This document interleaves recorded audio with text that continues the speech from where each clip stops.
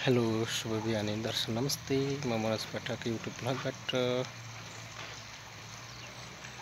के छ हजुरहरूको दिनचर्या कसरी बित्दैछ आरामै हुनुहुन्छ होला अनि म पनि यहाँ आरामै छु अनि साथै हजुरहरूले मेरो नयाँ नयाँ भिडियो हेर्नलाई लाइक सेयर कमेन्ट साथै सब्स्क्राइब गरिदिनु होला। आज हामी चाहिँ जैतुन फार्म जैतुन गाडी देखाउने छौँ। हामी दुईजना जाँदैछौँ। Good morning. के त सबैजना सन्चै हुनुहुन्छ होला? के छ अनि नवीन भाइ, युरोपको बसाइ कस्तो चलिरहेको? युरोपको बसाइ ठिकै छ भन्नु पर्यो समग्रमा। यता ब्लग चलिरहेछ। बाटो कताबाट छ भन्ने कुरो चाहिँ माथि डाँडा हामी चाहिँ हाल डाँडातिर जाने ग्रिसबाट बाटोमा किन बोलाएको छ र? जौनगर महलबाट उडाइ त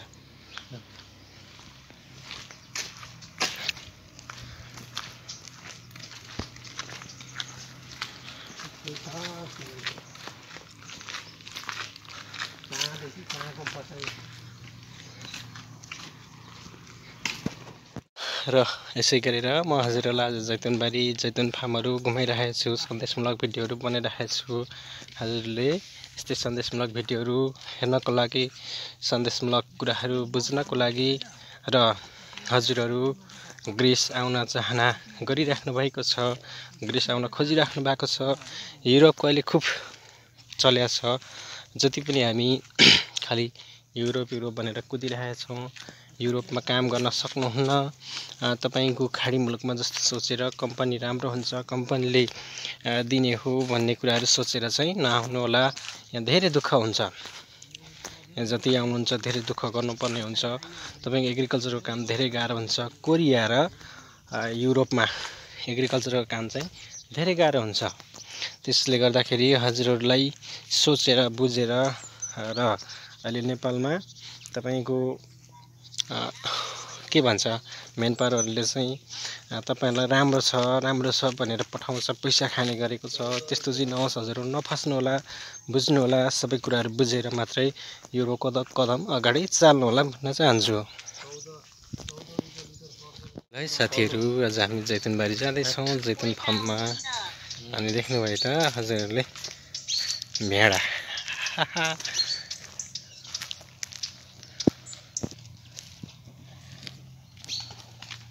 गान्डुली गोन्डुली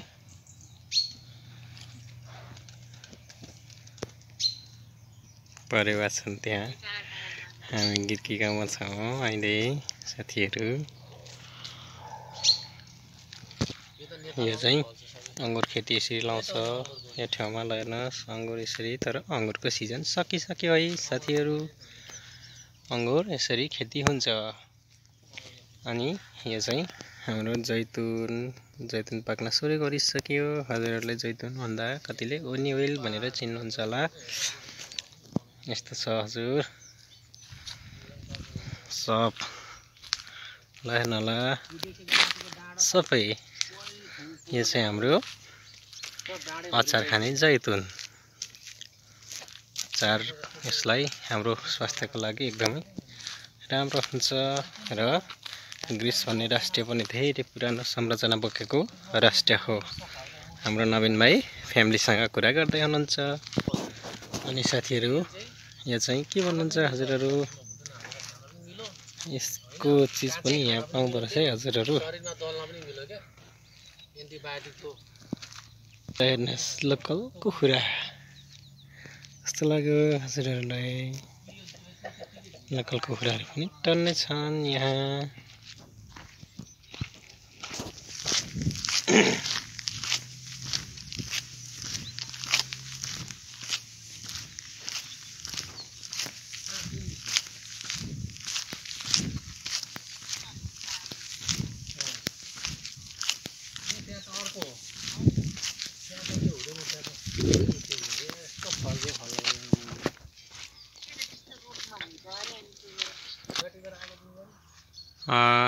यो चाहिँ हाम्रो वन्य ओइल। यो चाहिँ हाम्रो स्वास्थ्यको लागि धेरै राम्रो खानेकुरा तेल, वनस्पति तेल भनेर चिनिन्छ। जैतुन, हामी नेपालीमा जैतुन भन्छ भने वन्य ओइल भन्छ। यसलाई के भन्छ हजुर इङ्ग्लिसमा है। यो चाहिँ हामी अहिले तपाईहरुलाई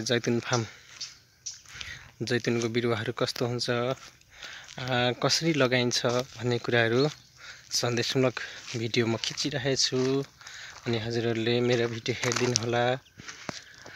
यस्तो हुन्छ हजुर, जैतुन पाक्दै जान थाल्यो। अहिले चाहिँ हाम्रो जैतुन पाकिरहेछ। अनि उहाँ चाहिँ मेरो साथी अगाडि गइराख्नु भएको छ।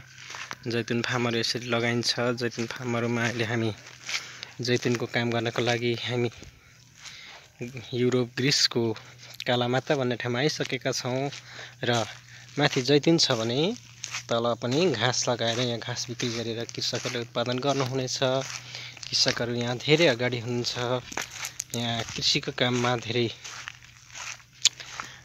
बाहिर देशदेखि भिसा नलगाएर पनि पहिला आउने चलन थियो भने अहिले चाहिँ तपाईको बाहिरदेखि आउने मान्छेलाई नि रोक लगाएर कार्डहरू बनाउन रोक लगाइसकेको छ। अहिले भिसाबाट धेरै नेपालबाट एजेन्टहरूबाट आउन खोज्दाखेरि म्याक्सिमम 12 देखि 16 लाखसम्म लिने गर्नुहुन्छ। तर हामी धेरै जस्तो एग्रिकल्चरमा आउँदाखेरि भनेको यस्तै कामहरू हो। सिजनल काम भनेको जैतुनको भयो, तपाईको स्ट्रबेरीको भयो, त्यस पछाडि 12 मासे साग सब्जीको भयो। हामी हरेक फुड्सहरूमा धेरै कुराहरू हुन्छन्। र ग्रिस भन्ने देश यसरी नै उँभो लागेको छ। तपाईको अब हाम्रो ग्रिसमा चाहिँ धेरै जस्तो कृषिलाई हेर्नु होला।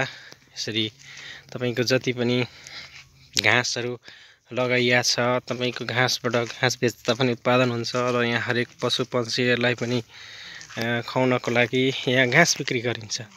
माथि जैतुन छ भने तल यसरी घाँस लगाइन्छ, घाँसको खेती गरिन्छ। ल हेर्नुहोस् कसरी उँभो लागेको छ त। युरोप कन्ट्रीहरू कसरी उँभो लाग्छ र हाम्रो नेपाल कहिले यस्तो होला भन्ने मलाई लाग्दछ।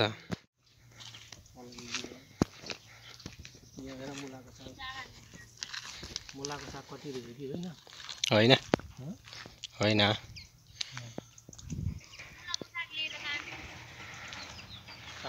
अन्त चाहिँ ग्रिसको हामी कालामाताको भ्यू देखाउँदैछौँ। हामी अहिले हाल कालामाता भन्ने ठाउँमा छौँ।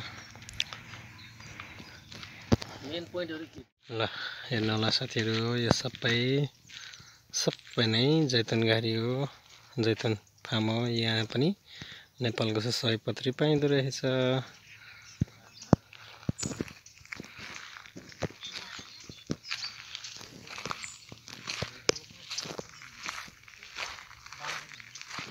ल हेर्नुहोस्, यहाँ तपाईँको घोडा पनि देख्न सक्नुहुन्छ।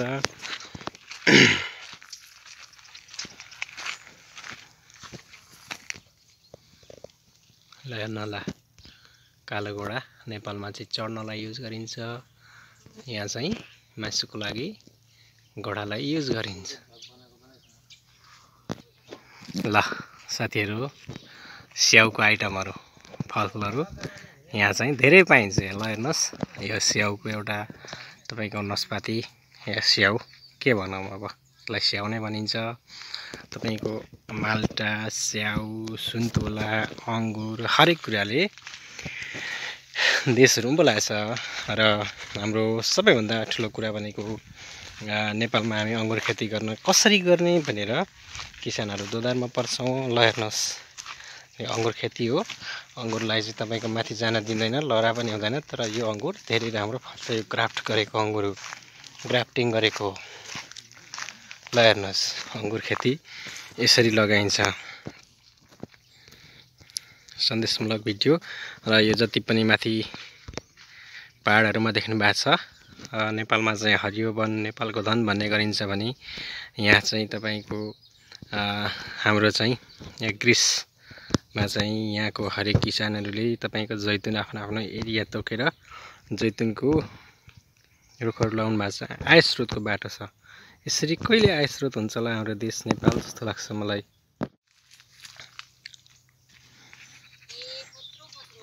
यो चाहिँ अचार खाने जैतुन हो।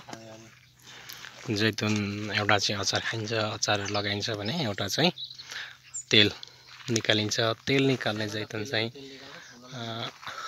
यो हो भने हाम्रो जैतुन चाहिँ तपाईको यो चाहिँ अचारको लागि युज गरिन्छ। अचार खाने जैतुन हो यो चाहिँ, अचारको लागि यसलाई युज गरिन्छ।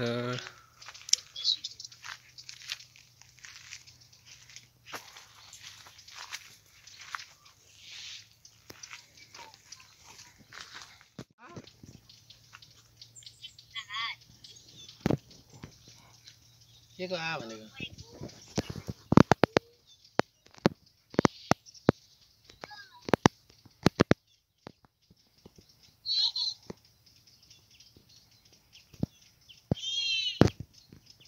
यहाँ माथि जति पनि देखिएको छ सबै जैतुन फार्म हो। जैतुन लगाइएको छ, जैतुनको बिरुवाहरू, जैतुनको रुखहरू र जैतुन बिरुवालाई कलमी यसरी गरिँदो रहेछ साथीहरू। यसलाई चाहिँ कलमी गरेर होचो रुख बनाएर फलाउने काम यसरी गरिन्छ। जैतुन यसरी लगाइन्छ साथीहरू। सबै भर्खर तपाईँको कलमी गरिसकिएको रहेछ। कलमी गर्दाखेरि यसरी गरिन्छ। ल हेर्नुहोला साथीहरू, यसरी मिलाएर रोपिन्छ साथीहरू।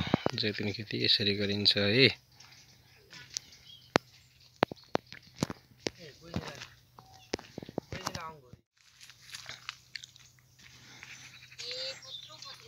यो चाहिँ अचार खाने जैतुन हो। जैतुन एउटा चाहिँ अचार खाइन्छ, अचार लगाइन्छ भने एउटा चाहिँ तेल निकालिन्छ। तेल निकाल्ने जैतुन चाहिँ यो हो भने हाम्रो जैतुन चाहिँ तपाईको यो चाहिँ अचारको लागि युज गरिन्छ। अचार खाने जैतुन हो यो चाहिँ, अचारको लागि यसलाई युज गरिन्छ।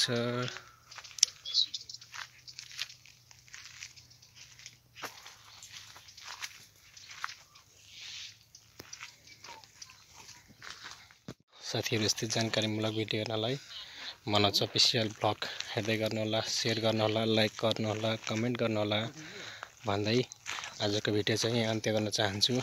त्यसै गरी यस्तै जानकारीमूलक भिडियो युरोपमा के कामको लागि आउँदा ठिक हुन्छ, के गर्दा ठिक हुन्छ भन्ने कुराहरू बुझ्नको लागि मेरो च्यानलहरूलाई हेर्दै जानुहोला, सब्सक्राइब गर्दै जानुहोला भन्न चाहन्छु।